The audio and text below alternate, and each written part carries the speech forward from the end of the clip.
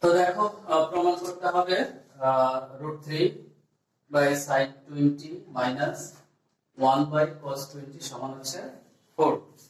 তো আমাদের left side হচ্ছে এটা √3/sin20 মাইনাস 1/cos20, এটা হচ্ছে আমাদের লেফট সাইড। আমরা যদি লসাগু করি এখানে sin20 এবং cos20 লসাগু করলে cos20 sin20 লসাগু করলে দেখো এখানে কি হবে, এখানে হচ্ছে √3 cos20 মাইনাস এখানে sin20।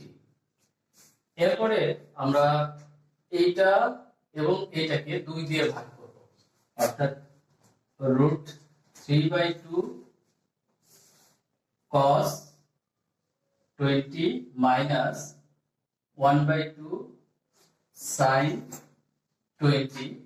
তাহলে দেখো এই যে 2টা, এই 2টাকে যদি আমরা এখানে গুণ করে দেই তাহলে এই 2টা, এই যেহেতু গুণ করে দিছি তাহলে পরবর্তীতে এই 2 এবং এই 2 কমন নিলে কাটা হয়ে যাবে, অর্থাৎ আমাদের এই মানের কোনো পরিবর্তনটা আসবে না। আর এখানে যেটা আছে সেটা হচ্ছে cos20 এবং sin20।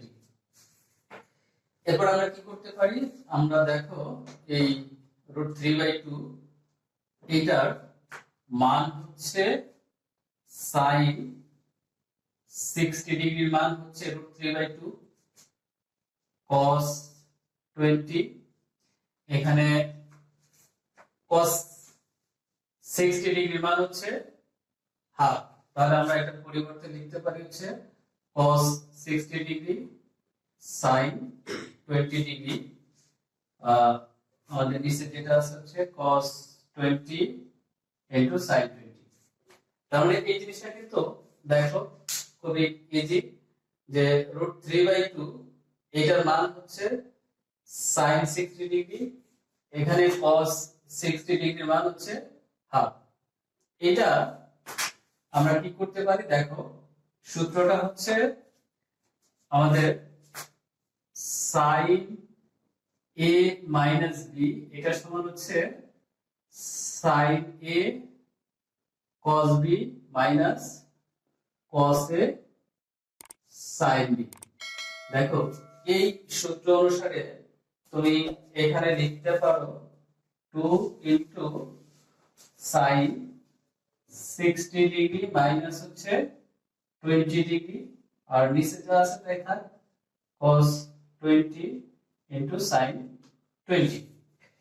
তো এবার আমরা কি করতে পারি, এখানে খেয়াল করো যে 2 into sin 60 থেকে 20 বাদ দিলে 40 divided by sin 20 into cos 20।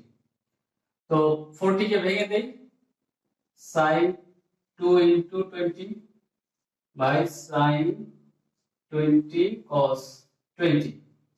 তাহলে এবার খেয়াল করো যে 2 into sin 2 into 20, তার মানে এখানে সূত্রটা হচ্ছে sin 2 থিটা, এর সূত্র হচ্ছে 2 into sin theta cos theta.